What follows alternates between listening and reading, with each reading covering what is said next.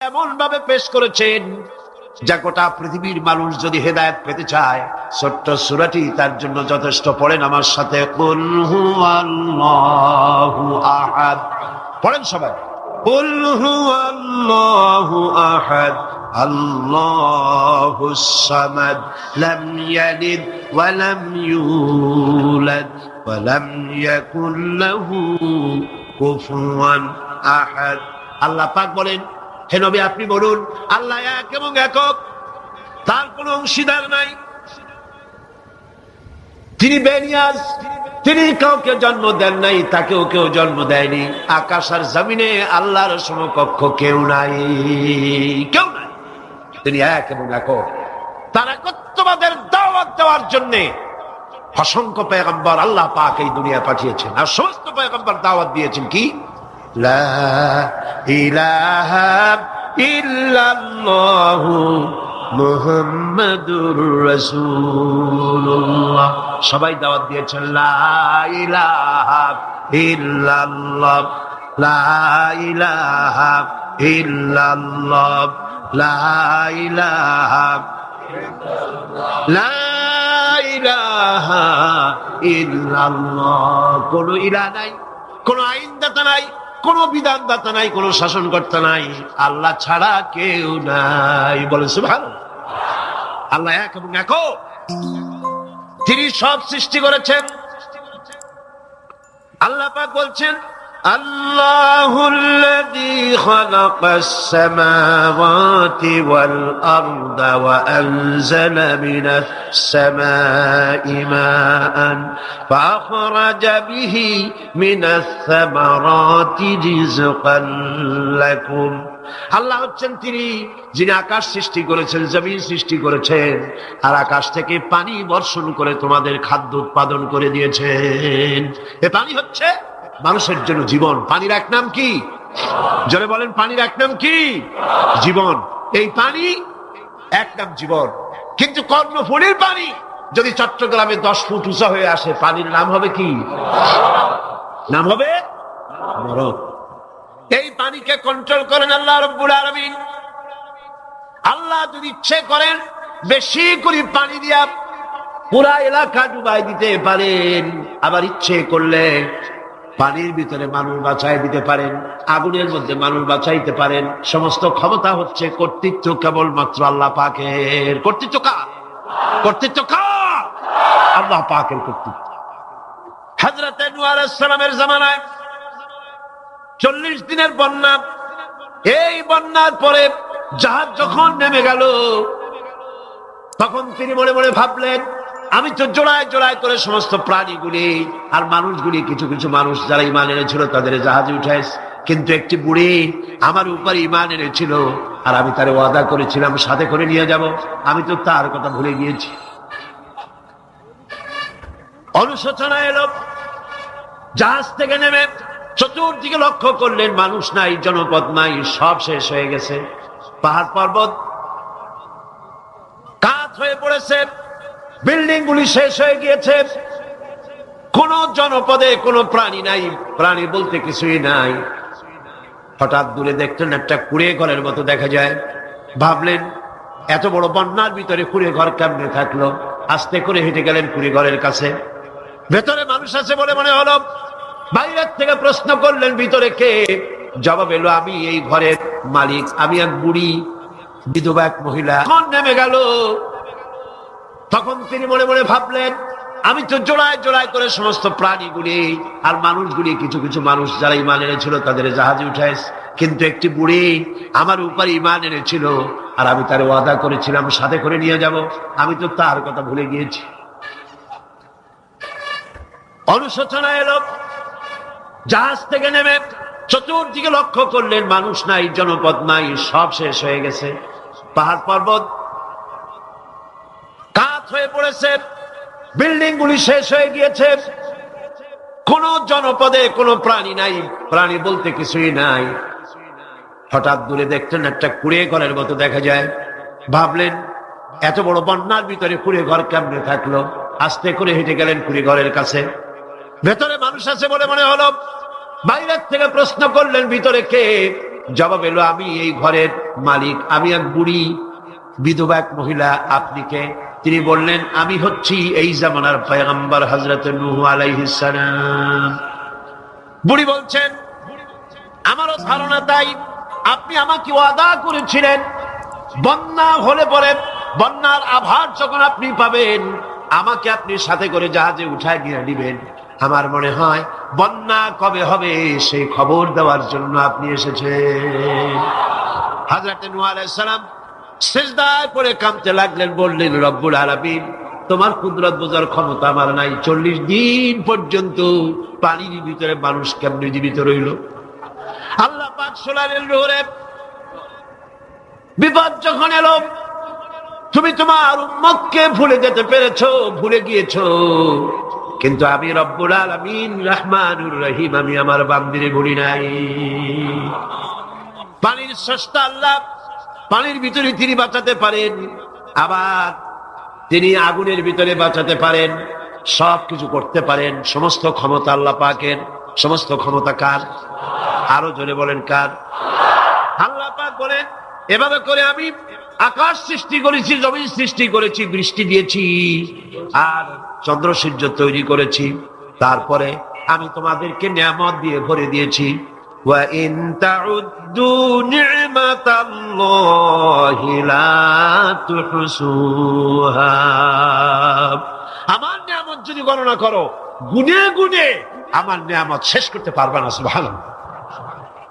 হাদা খালকুল্লাহি ফাআরুনি মাযা খালাকাল্লাযীনা মিন দুনি। এ হচ্ছে আল্লাহর সৃষ্টি, আর আল্লাহ বাদে অন্যরা কি সৃষ্টি করেছে দেখাও। যদি ক্ষমতা থাকে দেখাও কি সৃষ্টি করেছে অন্যরা। আছে কিছু? আছে কিছু? সমস্ত সৃষ্টির মালিক কে? আরো জোরে বলেন, কে? সবকিছুর স্রষ্টা হচ্ছেন আল্লাহ পাক। ওই আকাশের মালিক কে? চিল্লায় বলেন জোরে সোরে, আকাশের মালিক কে? বাতাসের মালিক কে? চন্দ্র সূর্যের মালিক কে? পৃথিবীর মালিক কে? গোটা সৃষ্টি জগতের মালিক কে? সবকিছুর মালিক যিনি, তিনি বলছেন, এগুলি সব আমি সৃষ্টি করেছি। ফারুনি মাযা খালাকাল্লাযীনা মিন দুনি। আমি ছাড়া অন্যরা কে কি তৈরি করেছে দেখাও। আল্লাহ রাব্বুল আলামিন এভাবে করে মানুষের জন্য সবকিছু সৃষ্টি করেছেন। তার খাবারের ব্যবস্থা করেছেন, পড়ার ব্যবস্থা করেছেন, গাছপালা তৈরি করেছেন, পানি তৈরি করেছেন, সব ব্যবস্থা করে দিয়েছেন। এমনকি শীতকালে পিঠা খাবেন, রসের ব্যবস্থাও করে দিয়েছে। চট্টগ্রামের রস আছে না? কি গাছের রস? খেজুর গাছের রস। এই খেজুর গাছের গোড়া খুঁজতে খুঁজতে 5 মাইল নিচেও যদি চলে যান, খেজুর গাছের মাথায় যেমন রস পাওয়া যায়, খেজুর গাছের 5 মাইল নিচে কি ওরকম এক ফোঁটা পানি পাওয়া যাবে? খেজুর গাছের ভিতরেও কি তেমন পাওয়া যাবে? ঠিক জায়গা মতো কাটলে যেমন রস পাওয়া যাবে, অন্য জায়গায় পাওয়া যাবে না। আবার খেজুর গাছের পাশে একটা নিম গাছ আছে, কিয়ামত পর্যন্ত নিম গাছ গিয়া শোষেন। মিষ্টি লাগবে? কি লাগবে? আল্লাহ রাব্বুল আলামিন, আপনি পিঠা খাবেন, খেজুর গাছ দিয়ে রস তৈরি করে দিলেন। পায়েস খাবেন, চাউল তৈরি করে দিলেন, গম দিয়ে দিলেন। গোশ খাবেন, কিমা খাবেন, কি খাবেন, সমস্ত কিছু রব্বুল আলামিন তৈরি করে মানুষের সামনে দিয়ে দিলেন।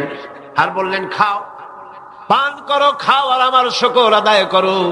মাঝে মধ্যে পড়ো আলহামদুলিল্লাহি রাব্বিল আলামিন।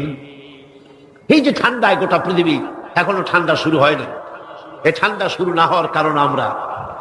এটা কারণ কারা? আমরাই। গ্লোবাল ক্লাইমেটের চেঞ্জ এসেছে, গোটা দুনিয়া আবহাওয়ার পরিবর্তন হয়ে গিয়েছে। শীতের সময় শীত নাই, গরমের সময় গরম নাই। এটা কি খুব ভালো? এটা কি? এটা রোগ ব্যাধি বেশি হওয়ার লক্ষণ। শীত যখন আসে, এত প্রচন্ড শীত, গোটা পৃথিবী যত এসি আছে, সমস্ত শক্তিশালী এসি প্লান্ট একযোগে যদি ছেড়ে দেওয়া হয়, আপনার শীতকালে শীত দেন, তার সহস্র কোটি কোটি ভাগের 1 ভাগের শীতও কি পৃথিবীর মানুষ তার যন্ত্রপাতি দিয়ে তৈরি করতে পারবে? পারবে? সূর্য দিয়ে প্রতি মুহূর্তে আল্লাহ পাক যে তাপ দেন, গোটা বিশ্বের সমস্ত আগুন একসঙ্গে যদি জ্বালানো হয়, সেই তাপ কি তৈরি করা সম্ভব হবে? হবে না। আল্লাহ রাব্বুল আলামিন মানুষের কল্যাণের জন্য মানুষের যা কিছু প্রয়োজন সবকিছু একটা একটা করে এভাবে তৈরি করে মানুষের সামনে সবকিছু দিয়ে দিয়েছেন এবং প্রয়োজন মিটিয়ে দিয়েছেন। যার যা প্রয়োজন তা তিনি মিটিয়ে দিয়েছেন। আমাদের দেশে, আমার দেশের বাঘ, আমার দেশের হরিণ, আমার দেশের কুকুর, তাদের গায়ে তারা যে ধরনের ইউরোপ আমেরিকার শীত প্রধান দেশের পশুগুলি এরকমের না।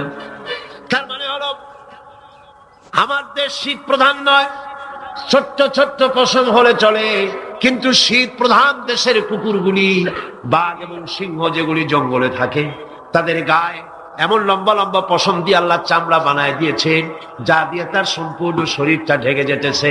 স্থায়ী কম্বলের ব্যবস্থা রব্বুল আলামিন করে দিয়েছেন। কে দিয়েছেন? আল্লাহ পাক দিয়েছেন।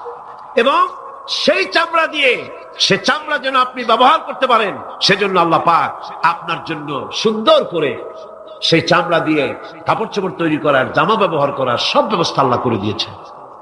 কম্বল তৈরি করার ব্যবস্থা করে দিয়েছে। আল্লাহ পাক যা খুশি তাই করতে পারেন।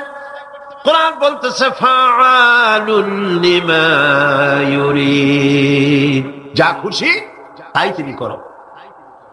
লা ইউসআলু আম্মা ইয়াফআলু ওয়া হুম ইউসআলুন, তিনি যা করেন সেজন্য কারো কাছে তাকে কৈফিয়ত দিতে হয় না, বরং গোটা বিশ্ব আল্লাহর কাছে কৈফিয়ত দিতে বাধ্য। সমস্ত বিশ্ব কৈফিয়ত দিতে কার কাছে বাধ্য? আল্লাহ পাকের কাছে কৈফিয়ত দিতে বাধ্য। প্রচন্ড শক্তির মালিক। মানুষেরা বোঝে না, ক্ষমতা যখন আসে তখন চতুর্দিকে দেখে ক্ষমতা আর ক্ষমতা, কি যে করবে দিশা করতে পারে না। সারা জীবন ক্ষমতায় টিকে থাকার জন্য সর্বাত্মক প্রচেষ্টা চালায়, দেখ যখন পাইছি আর ছাড়বো না, ঠিক কিনা? এই চেষ্টা চালায়। কিন্তু আল্লাহ পাকের মূল ক্ষমতা তো আল্লাহর হাতে। আল্লাহ পাক ক্ষমতা দিয়ে বলেন লিনানজুরাকুম কাইফা তা'মালুন, ক্ষমতা দিয়ে তাকায় থাকি তোমার আমলটা কি হয় তা দেখার জন্য, তুমি করোটা কি সেইটা দেখার জন্য আমি দেখি। লিনানজুরাকুম কাইফা তা'মালুন। মানুষ ক্ষমতা হাতে পায়, অত্যাচারের স্টিম রোলার চালায়, আল্লাহ দেখতে থাকেন। আর আল্লাহ যখন অ্যাকশন নেন, সেই অ্যাকশন থেকে তাকে কেউ বাঁচাইতে পারে না। প্রচন্ড ক্ষমতার মালিক। রাতকে দিন বানাতে পারেন, দিনকে রাত বানাতে পারেন, আমিরকে ফকির বানাতে পারেন, ফকিরকে আমির বানায় দিতে পারেন, রাস্তার লোক ধরে নিয়ে প্রেসিডেন্ট বানায় দিতে পারেন, আবার নারাজ হলে পরে জুতার মালা দিয়া জেলখানায় ঢুকাইয়া দিতে পারেন। ক্ষমতায় থাকাকালীন ফুলের মালা এত বেশি পায়, ফুলের মালায় গলা ভরে যায়। গাবতলীর কোরবানির হাতেও এত মালা পায় না। এত মালা গলায় দিয়া আনন্দে ফুর্তিতে মারতে থাকে। আমার বন্ধুগণ মনে রাখেন, ফুলের মালায় আত্মহারা হয়েও না যারা ক্ষমতায় থাকো। এই ফুলের মালা আর ফাঁসির রশি একেবারেই পাশাপাশি। ফুলের মালা থেকে ফুলগুলি ঝরে পড়লেই ওই রশিটাই ফাঁসি হওয়ার জন্য যথেষ্ট, ঠিক কিনা? মানুষ বোঝে না, বোঝে না। আল্লাহ বলেন আমি তাকায় থাকি, দেখি কি করো, তোমার আমলটা কেমন হয়। ক্ষমতার মালিক আল্লাহ, দেওয়ার মালিক আল্লাহ। আর যখন নারাজ হয়ে যান, এক থাপ্পড় মেরে ক্ষমতা ছিনায় নিয়ে যান। পারেন কিনা? পারেন কিনা? ইতিহাস সাক্ষী। কিন্তু ইতিহাসের সবচেয়ে বড় শিক্ষা যে মানুষেরা ইতিহাস থেকে শিক্ষা গ্রহণ করে না। जगह जी लगाने के लिए ये दुनिया नहीं है, जगह जी लगाने के लिए ये दुनिया नहीं है, ये इबरत की जा है तमाशा नहीं है। पृथ्वी खेल तमाशा করার জায়গা না। ইতিহাস থেকে শিক্ষা নাও, পূর্বপুরুষদের দিকে তাকাও। আল্লাহ দিনের কর্মীদের উপরে আঘাত লাগাবার কারণে বংশ শুদ্ধ আল্লাহ সাফ করে দিয়েছেন। দেন নাই? সে আল্লাহ আছে না নাই? চিল্লা এখন আছে না নাই? সে আল্লাহ পাক আছে। সে আল্লাহকে ভয় করে। ইত্তাকিল্লাহ, সে আল্লাহকে ভয় করে। আল্লাহ পাক ইচ্ছে করলে ক্ষমতা দিতে পারে, ইচ্ছে করলে ক্ষমতা ছিনাইও নিতে। সে আল্লাহ রাব্বুল আলামিন ক্ষমতা দেওয়ার মালিক, ক্ষমতা ছিনাই নেওয়ার মালিক, হায়াতের মালিক, মওতের মালিক। সবাই বলুন, হায়াতের মালিক কে? মওতের মালিক কে? খাবারের মালিক কে? হাসাবার মালিক কে? কাঁদাবার মালিক কে? সব কিছুর মালিক কে? আল্লাহ রাব্বুল আলামিন। ইন্নাল্লাহা আলা কুল্লি শাইইন কাদির। সব কিছুই উপরে তিনি ক্ষমতাবান, যা খুশি তাই তিনি করেন। এ হচ্ছে আল্লাহর সৃষ্টি। সবকিছু আল্লাহ সৃষ্টি করেছেন। বরং কাফের বেঈমান যারা অস্বীকার করে আল্লাহ রাব্বুল আলামিন, সেই মানুষেরাই বুঝতে পারে না। বরং মানুষ যা কিছু তৈরি করেছে তা সবই আল্লাহর বানানো জিনিস, তার থেকেই করেছে, কথাটা বুঝে আসে না। মানুষ না বুঝেই বিজ্ঞানকে সবকিছুর প্রশংসা বিজ্ঞানের জন্য করে, বিজ্ঞানের জন্যই প্রশংসা অস্থির হয়ে যায়। যেমন ধরুন, রাজশাহী বিশ্ববিদ্যালয়ে আপনার ছেলে পড়ে, 6 মাস টাকা পয়সা পায় না, ধার কর্য করিয়া তার 6টা মাস চালায়। হঠাৎ করে পিয়ন মানি অর্ডার ফর্ম নিয়ে হাজির, 6,000 টাকা পাঠাইছে বাপে। টাকাগুলি নিয়ে সই করে পিয়নের কদমবুসি করে যে, বাবাজি এতদিন পরে টাকা নিয়ে আসছেন, আপনার প্রতি আল্লাহ রহম করুন। এটা বুদ্ধিমান না বেকুব? বুদ্ধিমান না বেকুব? আরে বেটা, পিয়ন কি তোর বাজান? টাকাকে পাঠিয়েছে, বাবা পাঠিয়েছে, প্রশংসা তার কর। বিজ্ঞানীরা প্লেন বানিয়েছে, বিজ্ঞানীরা গাড়ি বানিয়েছে, বিজ্ঞানীরা কম্পিউটার তৈরি করেছে, প্রশংসা করো সেই আল্লাহ যে আল্লাহ রাব্বুল আলামিন বিজ্ঞানীর মাথায় বুদ্ধি দিয়েছে। প্রশংসা কর, আল্লাহ পাকের প্রশংসা করতে হবে। হায়াতে খালকুল্লাহ, যা কিছু আল্লাহ বলছেন এ সব কিছু আল্লাহর সৃষ্টি। মানুষ কিছুই সৃষ্টি করেনি, শুধু আল্লাহর সৃষ্টি দিয়ে জোড়া তালি দিয়ে বানিয়েছে, ঠিক না? আল্লাহর বানানো জিনিস দিয়ে জোড়া তালি দেওয়া হয়েছে। আল্লাহ পাকের সৃষ্টি তো দূরের কথা, আল্লাহকেই মানতে চায় না। কি বলে? বলে আনসিন ইজ নাথিং। শুনছেন কথা? আনসিন ইজ নাথিং, যা দেখা যায় না তা কিছুই না, মানি না। যার রং নাই, রূপ নাই, ধরা যায় না, ছোঁয়া যায় না, অনুভব করা যায় না, তা মানি না। নাউযুবিল্লাহ। এই কথা দিয়ে তারা আল্লাহরে অস্বীকার করতে চায়। অথচ এই ভদ্রলোকেরা মাধ্যাকর্ষণ না দেখি বিশ্বাস করে মাধ্যাকর্ষণ আছে, ঠিক কিনা? এই ভদ্রলোকেরা বিদ্যুতের শক্তি দেখেই, বিদ্যুৎকেও দেখে। আপনারা দেখতেছেন বিদ্যুৎ, বিদ্যুতের শক্তি দেখে বিদ্যুৎকে বিশ্বাস করে। বাতাসের প্রচন্ডতা দেখে বাতাসকে অনুভব করে, বিশ্বাস করে। অক্সিজেন চোখে দেখে না, ইথারকে চোখে দেখে না, বিশ্বাস করে। কিন্তু এমনই নাস্তিক, এমনই কপাল পোড়া যে আল্লাহরে দেখা যায় না তাই বিশ্বাস করা যাবে না। এক নাস্তিকের সাথে হযরত ইমাম আবু হানিফা রাহমাতুল্লাহ আলাইহির এক বিতর্ক অনুষ্ঠান হলো। সেই বিতর্ক অনুষ্ঠানে ইমাম আবু হানিফা রাহমাতুল্লাহ আলাইহি পৌঁছতে বেশ দেরি করলেন। নাস্তিক তখন উপস্থিত জনতাকে বলছে, দেখো তোমাদের ইমাম, তোমাদের ইসলামী চিন্তাবিদ যুক্তিতে দুর্বল, সেই জন্য আসতেছে না। বেশ কিছুক্ষণ দেরি করে তিনি উপস্থিত হলেন। নাস্তিক বলল, আগে আপনি বলেন, আপনি ওয়াদা ভঙ্গ করলেন কেন? সময় মতো আসতে পারলেন না কেন? তিনি জবাবে বললেন, দেখো আমি অনেক দূর থেকে এসেছি, এসে দেখি সামনে নদী, এখন পার হবো কেমনে? কোন নৌকার ব্যবস্থা নাই। হঠাৎ দেখলাম কি এক আশ্চর্য কথা, একটা চারা গজায় উঠলো, ফট করে বিরাট গাছ হয়ে গেল। কই থেকে একটা কুড়াল আসলো, গাছটারে কাজে ভালাই গেল। তারপরে এলো করাত, বানাইলো তক্তা, এরপরে আসলো লোহা, পড়লো হাতুড়ি, হয়ে গেল নৌকা। বাহ কি মজা! এরপর নৌকা নামলো নদীতে, আমি উঠে বসলাম, এই পাড়ি দিয়ে আসলাম, তাই যা একটু দেরি হলো।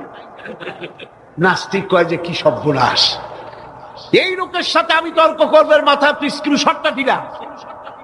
তাহলে আন্দাজে একটা গাছ হয়ে গেল ফট করিয়া, তারপরে কুড়াল আসলো, তক্তা হইলো, বিনা মিস্ত্রিতে নৌকা হইলো, এটা কেমন সম্ভব? ইমাম সাহেব বলেন, আমার বিতর্ক শেষ।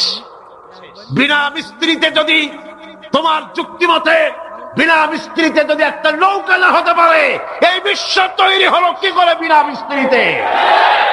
ওই বিশাল আকাশ হলো কিভাবে? এই বিরাট চন্দ্র সূর্য হলো কিভাবে? কি করে তোমার এই বডি তৈরি হলো? নাস্তিক চেয়ার থেকে নেমে ইমামের কাদমের উপরে পড়ে গেল, বলে আল্লাহু আকবার, আমি অন্যায় করেছি, আল্লাহ আমাকে মাফ করে দাও।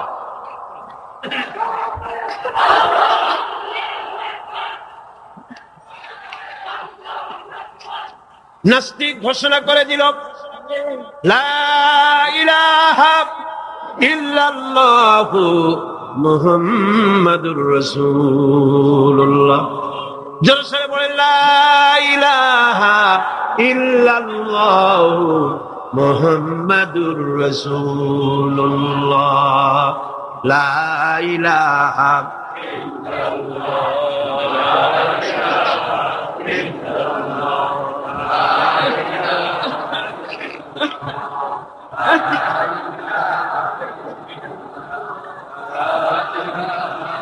খালকুল্লাহ।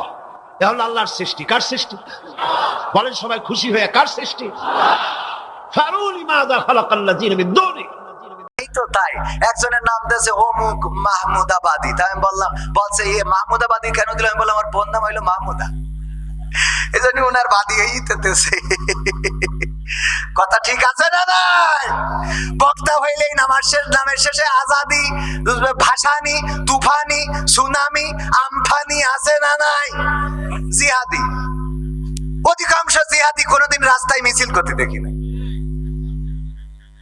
নামের শেষে বিশাল জিহাদি।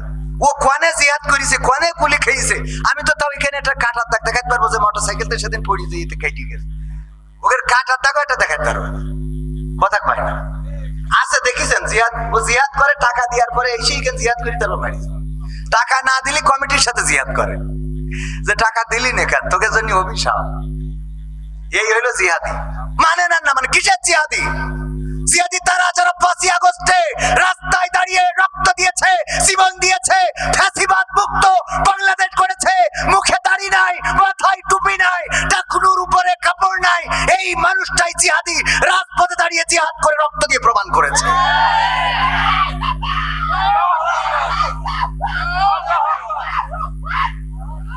আমাদের আমাদের আমাদের পকেট ভর্তি টাকা, কড়াই ভর্তি রান্না, শোল মাছ, বোল মাছ, ইলিশ মাছ, রুই মাছ, কাতলা মাছ, চ্যাং মাছ, ট্যাংরা মাছ, বিদেশি মাছ, দেশি মাছ, আপনার বসুন্ধিয়ার মাছ, যশোরের মাছ, চিগরগাছার মাছ, সাতক্ষীরার মাছ, গোস্ত, গরুর গোস্ত, ছাগলের গোস্ত, উটির গোস্ত, ভেড়ার গোস্ত, হাতির গোস্ত, কুত্তার গোস্ত, গড়ের সব খাওয়াইও হুজুরের মনের শান্তি তুলতে পারে। কথা কয় না? তার মধ্যে আমিও একজন। আমি 1 নম্বর, পরে নাম্বার দেন। আমার রেখেতে নাম্বার দেন, আমার বাইরে রাখার দরকার নেই। মনে করেন না যে ও তাহলে মানে এদিক থেকে হুজুর মানে ফার্স্ট। তবে এখানে আসার সময় বলেছি, ভাই আজ বলে খাবানো না, যাবো আজকেরই বাড়ি চলে যাবো। হুজুরেরও কয়েছি, হুজুর আমার সাথে গেলি বলে আজ খাওয়া হবে না। হুজুর কয়েছি তো, হ্যাঁ হুজুরি কয়েছে আমার সাথে আজ যাবেন, কিন্তু খাওয়া হবে না, কারণ বাড়ির কাছের মাহফিল যে আজকের সোজা বাড়ি চলে আসবে। ওগো আমার ভাইয়েরা, তবে আমি আমলের দিক থেকে খুব ভালো না, অত বেশি আমল নাই, এতটুকু চেষ্টা করি যেটা বলি। আল্লাহর নবী বলেছেন, 2টা জিনিসের গ্যারান্টি যদি দিতে পারো, আমি তোমাদের জান্নাতের গ্যারান্টিটা দিয়ে দিলাম, জান্নাতের জিম্মাদার হয়ে যাব। বলেন সুবহানাল্লাহ। 2টা জিনিসের গ্যারান্টি আমার নবীর উম্মতেরা যদি দিতে পারে, আমার মা বোনেরাও কান খুলে শুনে রাখেন, গ্যারান্টি কয়টা জিনিসের? 2টা জিনিসের নিশ্চয়তা দেবেন, জান্নাতের জিম্মাদারি নেবেন কে? কয় আল্লাহ। আল্লাহর নবী, বিশ্ব নবী সাল্লাল্লাহু আলাইহি সাল্লাম জিম্মাদার হয়ে যাবেন, তিনি জান্নাতের দায়িত্ব নিয়ে নেবেন। বলেন সুবহানাল্লাহ। 2টা জিনিস হলো, আল্লাহর নবী বললেন সাহাবীরা শোনো, 2টা জিনিস হলো 2 ঠোঁটের মধ্যবর্তী স্থান। কি? 2 ঠোঁটের মধ্যবর্তী স্থান জিহ্বা, আর 2 গুরুতের মধ্যবর্তী স্থান। এটা বলার দরকার নেই কি? 2 ঠোঁটের মধ্যবর্তী এবং 2 গুরুতের মধ্যবর্তী, এই 2টা জিনিসের গ্যারান্টি যে দেবে, আল্লাহর নবী তার জান্নাতের জিম্মাদার হয়ে যাবে। বলেন সুবহানাল্লাহ।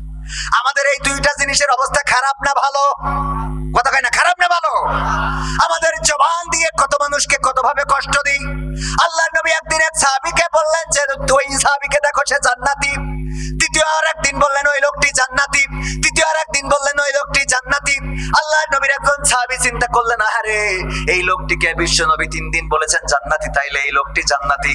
আল্লাহর নবী মুস্তাজাবুদ দাওয়া, তিনি দোয়া করলেই দোয়া কবুল হয়ে যায়। আল্লাহর নবী যার সম্বন্ধে জানেন তার সম্বন্ধেই তো বলেন।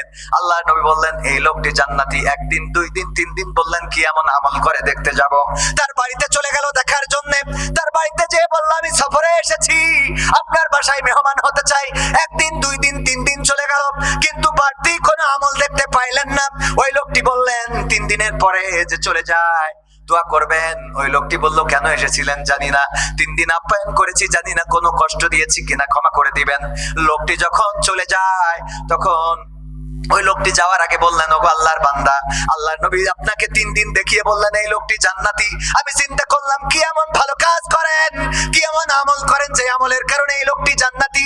এটা দেখার জন্য আপনার বাড়িতে 3 দিন অবস্থান করলাম, কিন্তু দেখলাম এই 3 দিনে আপনার একটাও নাই যে আমলটা আপনি আমার থেকে বেশি করেন, অথচ আল্লাহর নবী আপনাকে জান্নাতি বলে দিলেন। কারণটা কি খোঁজার জন্য আসলাম, পাইলাম না। ওই লোকটি বলল, ওগো আল্লাহর নবীর সাহাবী, আমার জীবনে বাড়তি কোনো আমল নাই, শুধুমাত্র আপনারা যা করেন সেইটা করা ছাড়া। সাহাবী চলে যাচ্ছেন, এই সাহাবী আবার ডাক দিলেন, ওগো বিশ্বনবীর সাহাবী, শোনো একটা কথা বলি, আমার একটা আমল আছে যেটা পৃথিবীর মানুষ জানে না। সেই আমলটা হলো আমি যখন রাত্রে ঘুমাতে যাই তখন আমি প্রতিটা মানুষকে ক্ষমা করে দিয়ে ঘুমাতে যাই। যে আমাকে কষ্ট দিয়েছে, ব্যথা দিয়েছে, কাঁদিয়েছে, আমাকে ঠকিয়েছে, যে আমার ব্যথা বেদনা দিয়েছে, সব মানুষের আমি ক্ষমা করে দিই। কারণ নিয়ত থাকে এটা, আমি যদি আজ রাত্রে মারা যাই তাইলে আমার অমুক ভাইয়ের ব্যাপারে আমার অভিযোগ আছে, আমি ক্ষমা না করলে আমি মারা গেলে ও আমার কাছে তো আর ক্ষমা চাইতে পারবে না। কিয়ামতের ময়দানে আমার ওই ভাই বিপদে পড়ে যাবে, ওই ভাইয়ের ভাই আমার কাছে দায়ী থেকে যাবে। সুতরাং আমাকে যে কষ্ট দিক, ব্যথা দিক, আমাকে কাঁদাক, হাসাক, আমাকে যত যন্ত্রণা দিক না কেন, আমি ঘুমানোর সময় সবাইকে একেবারে নিঃস্বার্থভাবে ক্ষমা করে দিয়ে তারপর ঘুমাতে যাই। আল্লাহু আকবার বলবেন না? আল্লাহু আকবার। আল্লাহর নবীর সাহাবী বললেন পেয়ে গিয়েছি। কেন আল্লাহর নবী আপনাকে জান্নাতি বলেছেন?